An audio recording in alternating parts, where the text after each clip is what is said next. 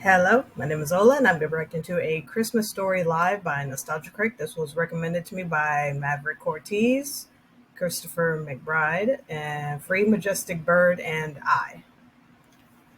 I don't mean I as in like, oh, it was me. No, I mean I. That's just it. But like, yeah, I remember this thing like being hyped up for days, weeks before it aired, and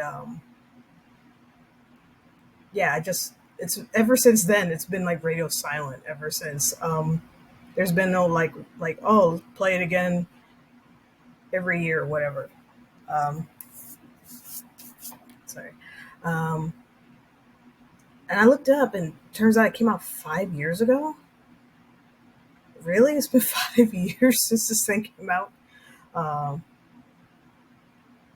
yeah, and I remember I tried to watch a little bit of it, like for a few minutes. I just remember getting bored and like change the channel, and like I watched another Christmas special. I can't remember what it was. It was either Rudolph the Red-Nosed Reindeer or Frosty the Snowman. It's one of the two. I don't know.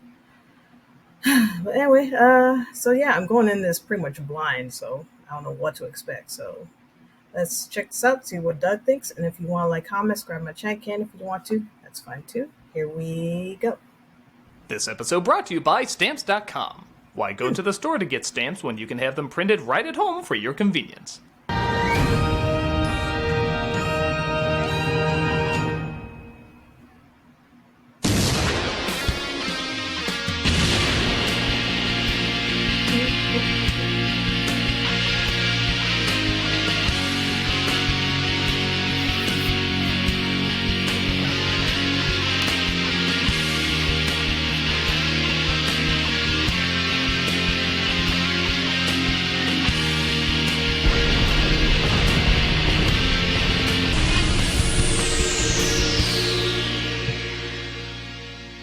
Hello, I'm the Nostalgia. Where's your Guys, Christmas suit, remember it? dude? I summon ye Christmas. He-Man? There you go. I was wondering where your Christmas suit was. There, I did a nice little Christmas intro and nobody got hurt, no worlds blew up or anything, everything is good. I don't hear that. I don't hear that either. Whatever it is, I'm sure it had nothing to do with my Christmas intro. How is that even possible? Anyway, let's talk about live shows. Since pretty much the dawn of television, Saturday live Night shows Live. have been a very regular thing. But they've had a bit of an explosion these past 5 years. Shows like The Sound of Music with Carrie Underwood, Peter Pan with Christopher Walken, and The Wiz with Queen Latifah have been raking in big numbers for NBC. Clearly because they were good, right? Oh, yeah.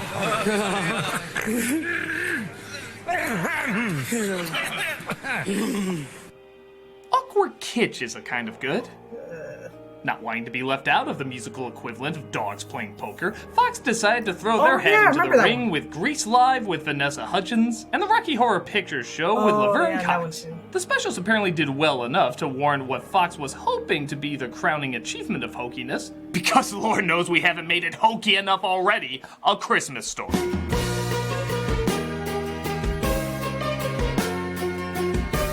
In America's need to destroy this movie, A Christmas Story Live does its best to turn that small-town innocent family classic with a hint of an edge into a tacky singing Hallmark card covered in falling glitter with an unfunny joke inside. But where a card only gives you a second of annoyance, this one delivers 2 hours and 15 minutes of cyanide fruitcake. And that's without commercials. With commercials, it's 3 goddamn hours!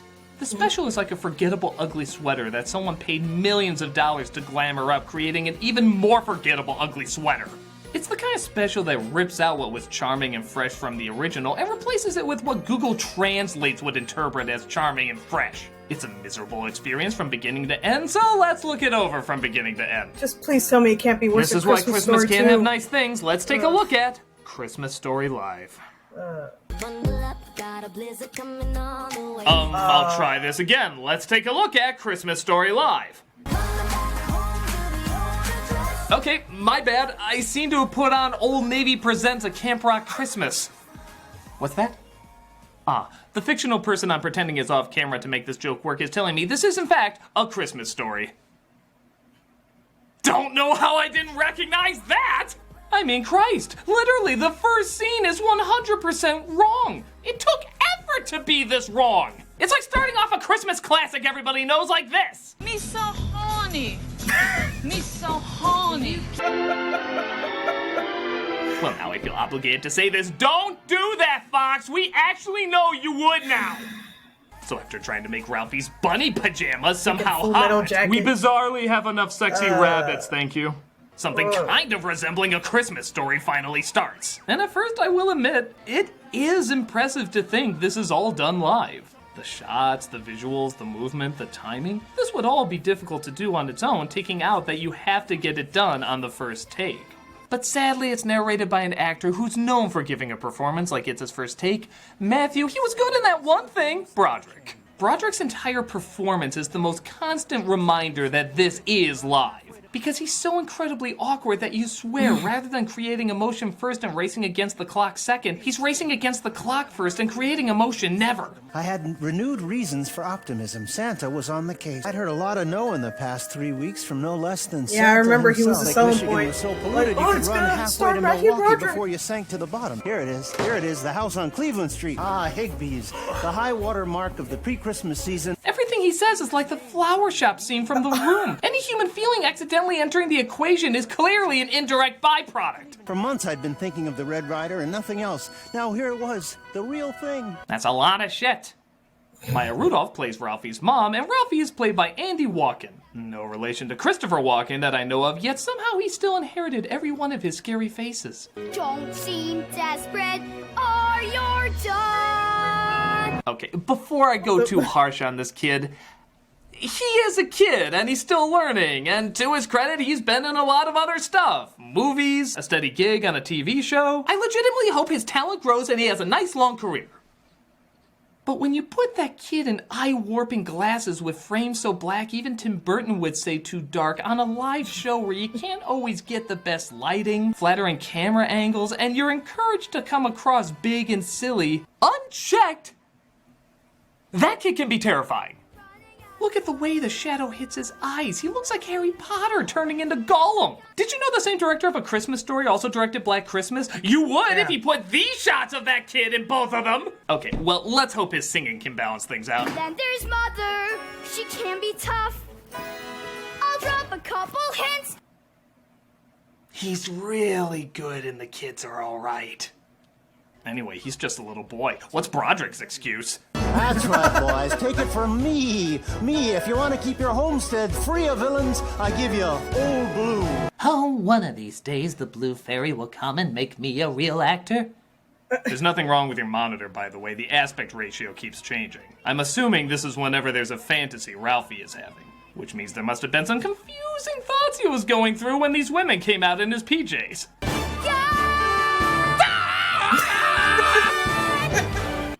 Okay, look, kid, I really hope one day you can look back and be like, remember A Christmas Story Live? Wasn't it funny how much that didn't work and I didn't belong there? But now I'm a huge star making millions and everybody loves me. Ha ha ha. I can look back and laugh now. It's funny. Ha ha ha. But for right now,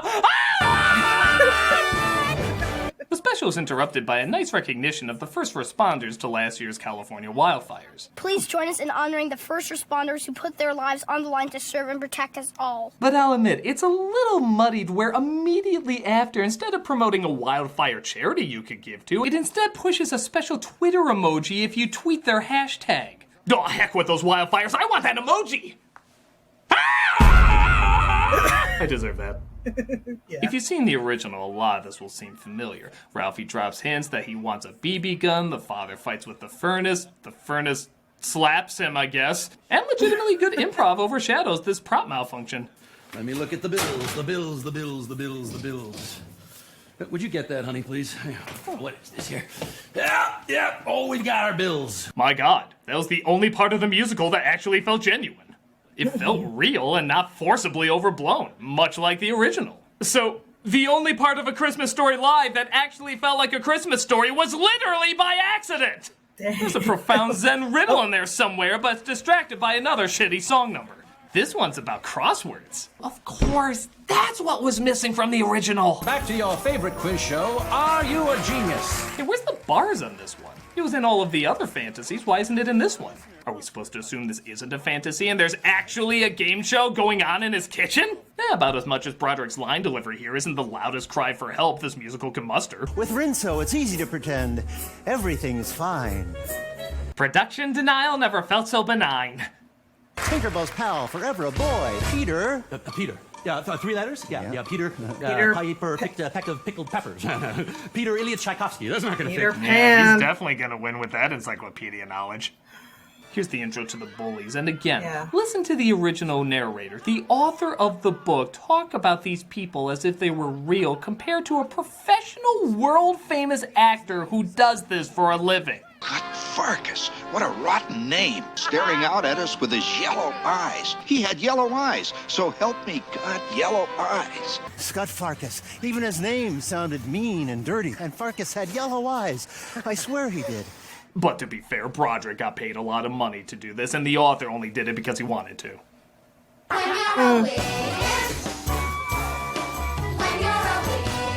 We get a song about how rotten the bullies are, and the more I watch, the more I realize the songs themselves actually aren't that bad for what they are. They have good melodies and clever lyrics, but they belong in a big over-the-top production, which is not what Christmas Story was ever meant to be. They were little scenes that felt real because they were little. It's like the brother crying in the kitchen. That's so sweet and feels so real because it's allowed to be a smaller moment. I feel like here if they did that scene, they'd just be like, under the sink, under the sink. But they make up for that with comic gold like the teacher, played by Jane Krakowski, being obsessive compulsive.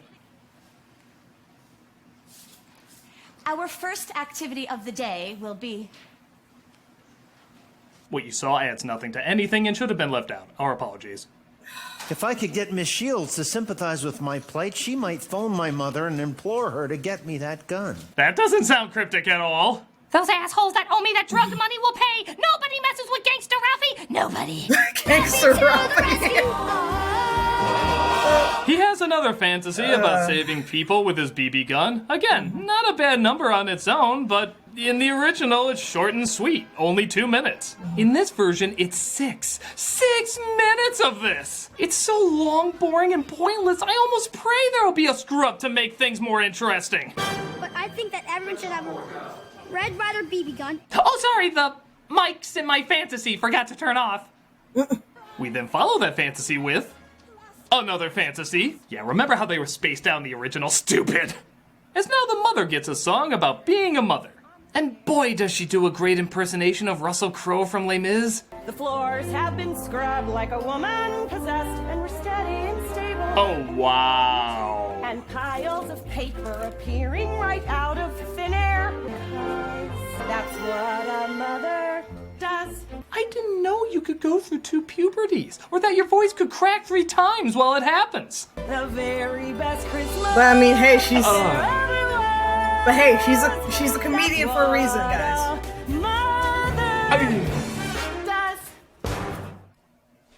Excuse me for a minute. I need to go back where I was talking about Ralphie singing. He's really good and the kids are all right. But he does sing better than Maya Rudolph. I'm assuming that'll make sense later.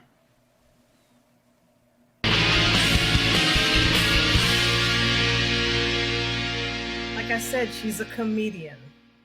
Yeah. If you're like me, then you're my clone and you've escaped and you can't make it out there on your own. Come home, Doug number 2, come home! And you also hate going to the store to get stamps. It's one of those little inconveniences that kind of gets annoying, but luckily you don't have to anymore. You can just get them online with Stamps.com. With Stamps.com, you can access all the services of the post office right from your desk. It's available 24/7, and you can buy and print real US postage stamps for any letter or any package. It's super easy. You just click, print, and mail. But you might be thinking, what if I have a package that's kind of heavy and I don't know how many stamps to use? Stamps.com will send you a digital scale. Yeah, you can weigh your letters and packages and print the exact amount of postage every single time. I use it all the time to pay bills, send out cards, gifts. You can send your cats to Abu Dhabi. I think that's like super illegal, but they do it in comic strips, so it must be cute. Look at him, he looks so relaxed. He needed a vacation. It's a super convenient and easy way to handle your mail without any hassle. And right now, if you use the word nostalgia for this special offer, you receive a 4-week trial, including postage and a digital scale. So don't wait, go to Stamps.com. Before you do anything else, click on the radio microphone at the top of the homepage and type in nostalgia. That way you'll get your 4-week trial. That's Stamps.com and enter nostalgia right next to the radio microphone. And I'm legally required to say don't actually send your cat to Abu Dhabi. I mean, I am, but you should. Chaplain!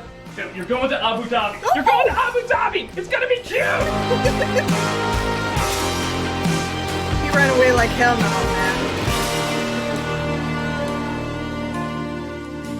Yeah, he ran away like hell no, man. I love it here. Why are you gonna send me somewhere else? So the father gets a letter saying he won a major award from a contest. As you probably remember, they build up this joke the entire day as to what it could be, or it just comes immediately after the letter. Then what the hell is the point of the letter? All right, boys, call it in. Yeah, what is it? Beats me. I mean, I know what it is. I just stopped caring in this production. Mm-hmm.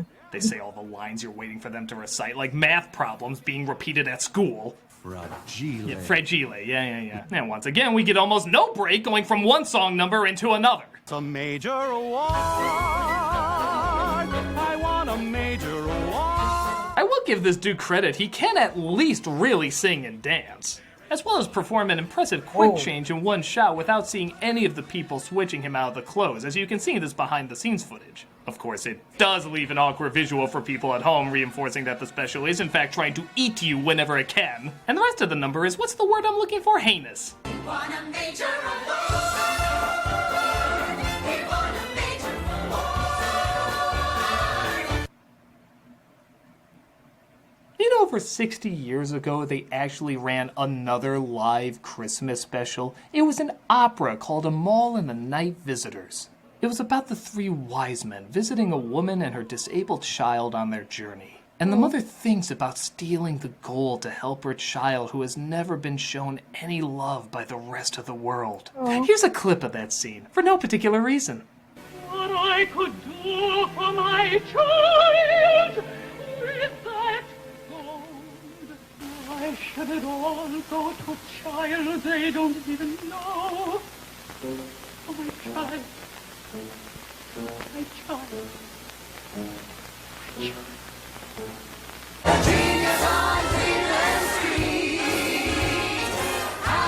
God, I hope you feel as dirty as I do.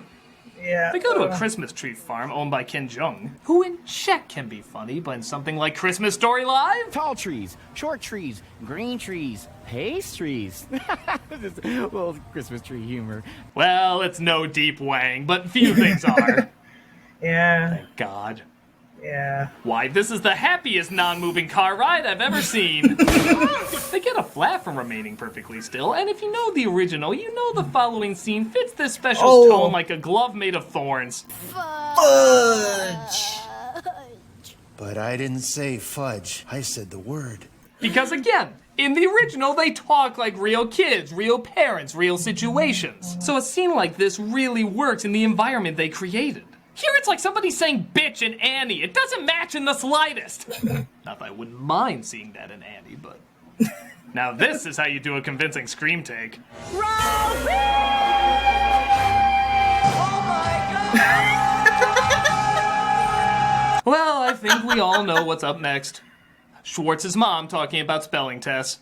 Is this because I failed that spelling test? My heart is broken enough. But the words were hard. Believe and receive. I before E, except after C. Did we get intercepted by another musical? What's going on? How is it your fault? How is it not?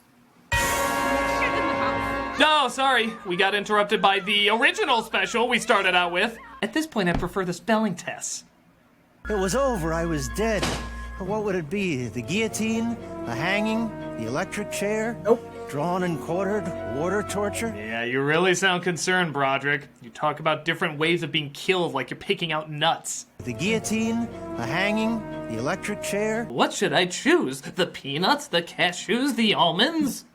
He says he heard the word from Schwartz, and to Schwartz's mother's credit, played by Anna Gastier, she mimics the original flawlessly. He heard it from your son. He heard it from your son. What? That sounded like actual Christmas Story for a minute. Take it away! We can't have that in this musical. Do the opposite. Sing a song about Hanukkah or something. Oh, come on. That was a joke. There's really a song about Hanukkah in this? Yep, right the hell out of nowhere. After Ralphie apologizes to Schwartz, she bursts out singing a song about Hanukkah. I think every Jew in this whole state is here inside our home. Come on, everybody. It's the Hanukkah portion of the show. Mark it for a miracle. One is ready. Now look, learning about another religion's traditions are fine, but A, there's enough filler in this already. B, it's adding to the already torturous running time. And C, it's called A Christmas Story. If I went into Easter parade and they spontaneously sung about Kwanzaa, it wouldn't really fit. Raise a glass to the Israelites, living it up for a crazy night. You know what, strike that. I'm learning so much more about Hanukkah in this one song than I am about Christmas in this entire special. Goddamn l'chaim. Hi, who the hell are you? Oh, Miss Shields, I've got all my Christmas letters to write. I write Oy special vey. messages to every one of my friends and relatives. I'll teach you how to type. Sucks. Look, we've already had this special confiscated by other specials. We really don't need another one. Can we please get back to... Okay, thank you. Schwartz's mom heard you Oh, wait, now I really want to analyze this. Why the hell was that scene in this story? It had nothing to do with the characters. It had nothing to do with the plot. Oh, God, what am I doing? Just get this over with. As you probably guessed, this scene had to happen at some point. Flick gets his tongue stuck on the pole. Twice. Class, what is going on? Well, you can't confess a thing or you'll get busted. You know, singing your crime doesn't make me hear it any less. You all have detention. They get him off the pole and they go on with their day as Ralph finds he gets a C+ on his report. Look at the loser, he only got a C+. C+. C. All in favor of skipping this song? Thank you, Christmas Miracles. Wait, I should see if there's anything of potential value. You'll shoot your eye out. Nope, here crap. Yeah, thank you. So the bullies drop by again, and in a fascinatingly botched moment, I know so few, Ralphie just attacks him for literally no reason. In the original, the bully hit him with a snowball, breaking his glasses. It hurt. He was crying. He was afraid of his father's wrath. A father he loved, but he was kind of afraid of. And on top of that, he was mocked endlessly. It was perfectly built up, so you felt like you would attack too. But here, he's just called names. Nothing else. The bullies called him names all throughout the special. If anything, he kind of looks insane just randomly attacking him at this point. More than usual. But he breaks them immediately afterwards, and the mother sings about how things are gonna be okay. Well, sing is such a strong word. Notice how the world keeps turning, and you're back to jumping, laughing, and they're gone crazy, messy moments. Good job there. That was, definitely breathing with words coming out. I couldn't have done that. I mean, I'm doing it now, but the way you did it, I definitely couldn't do that. From then on, things were different between my mother and me. Neither of us ever sung again. We shared a bond. Next, they go to the mall to visit Santa, played by David Allen Greer. Hey, yeah. You nailed the spirit of the original. The elves here? And the elves from the movie. Quit dragging your feet. Hurry up, the store's closing. Come on. It's like the movie's looking into a mirror that can't sing. And give me a towel. Santa! Santa! Well, I'm not your imaginary friend. I got my limits. I think that's what TV Guide actually said about this special. Ralph gets up there, and just like in the original, he's told he'll shoot his eye out. I love this job. It's just like in Living Color, only not funny and somehow more offensive. The mother apparently knocks over the lamp by accident, and the father goes to get the glue. Pretty similar to the original, except it happens on Christmas Eve! Christmas Eve! It just makes everyone look like an asshole! The father looks like a dick yelling at his wife and going to the store to get glue, and the mother just leaves the kids behind because she's so angry. These parents are awful! Just awful! In the original, they were little awful, likably awful, but here, they're Christmas Story too awful. I said it, no regrets, this special sucks! They come home and immediately make up, making this all completely pointless. And since we know you don't ever want this to end, here's a song about the kids not being able to sleep. No, just end it, stop. You know what this scene needs? That yak from that Ren and Stimpy episode that goes completely insane. He'll come swerving down the hill, catch the curve around the middle. Shut up! I can't stand it anymore! All the time! Singing! Why won't he stop? Christmas morning mercifully comes as the last 20 minutes is pretty much a line-for-line reenactment, replacing all the charm and joy with a possibly drunk Broderick. I knew that Santa and his reindeer had already left. My old man was one of the most feared furnace fighters in all of northern Indiana. That I was not only perpetually 4 years old. Oh, my eye's okay. If Schwartz and Flick ever saw me, or at least that's what I kept telling myself. How did they never do another Inspector Gadget with him? I know I'm picking on him too much, but a lot of people really do underestimate the passion of the original. So, once again, here's the author, a guy who made his living writing, giving acting a shot, against a highly paid Hollywood actor who does this professionally. My eye's all right. The BB must have hit my glasses. My glasses? Oh, no, where are my glasses? Few things brought such swift and terrible retribution on a kid as a pair of busted glasses. Well, the BB must have hit my glasses. My glasses? Oh no, where were my glasses? Nothing brought such swift and terrible retribution on a kid as a pair of busted glasses. Can you believe the Lion King invited James Earl Jones back, but not me? Weird. Like the original, he pretends an icicle hit his eye and he gets to keep the gun. The dogs eat the turkey, but forget to take the tablecloth, so the father makes up for that. There you go. And they go to the Chinese restaurant where, prepare yourself, there's an actual funny joke here. Deck the halls with boughs of holly. Fa la la la la la la la la. Oh, I wasn't expecting that. What were you expecting? I don't know. Damn it! That means I have to say I laughed once in this!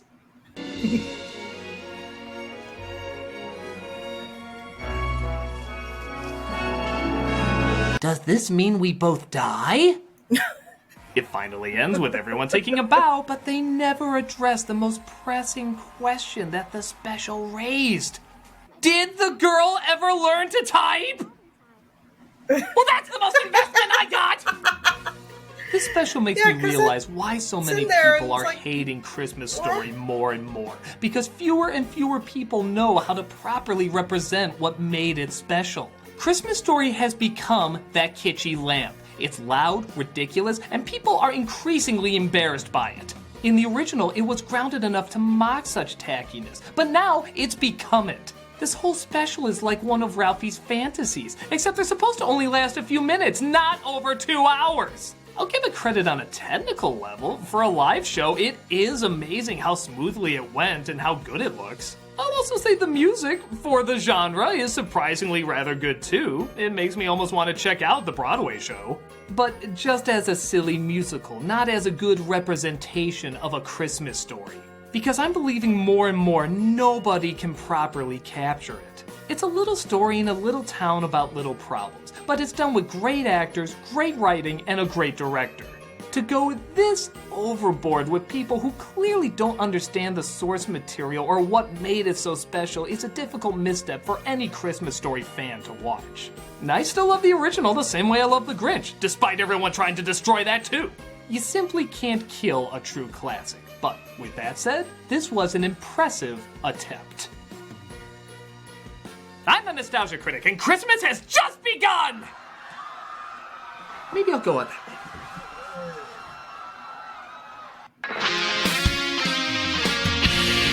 See, is that it?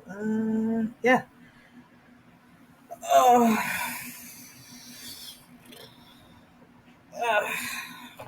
Yeah. Honestly, I would say Christmas Story 2 was way, way worse compared to this one. At least this one tried to be like the original and all that, but of course, with Broderick's acting and the singing and the songs, like, eh. But I mean, if you like it, that's okay. But it's just not my thing, man. I could never get into musicals, man. Like, it's just so boring to me. I don't know. And yeah, I remember, like, the big selling points was like, oh, it has Matthew Broderick, the guy from Ferris Bueller's Day Off, and Inspector Gadget, which is where I knew him from, and lots of other stuff he's done and whatnot. Like, but even like he couldn't even save this. uh, and like I said, Maya Rudolph, like, she's a comedian, she's an actress, Uh, I mean, not everybody is gonna be gifted to sing or act or dance or whatever. This was obviously something that she wanted to like try out. Uh, and seeing that it wasn't good, she went back to what she knows she's good at, which is acting and being a comedian.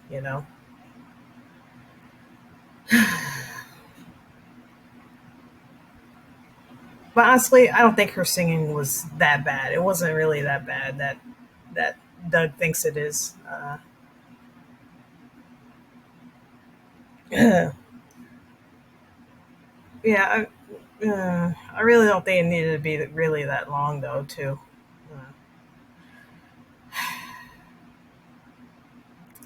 but like I said, it's not as bad as Christmas Story 2. That one was really, really, really bad. Anyway, yeah, that's it. That's my reaction to Christmas Story Live by Nostalgia Critic.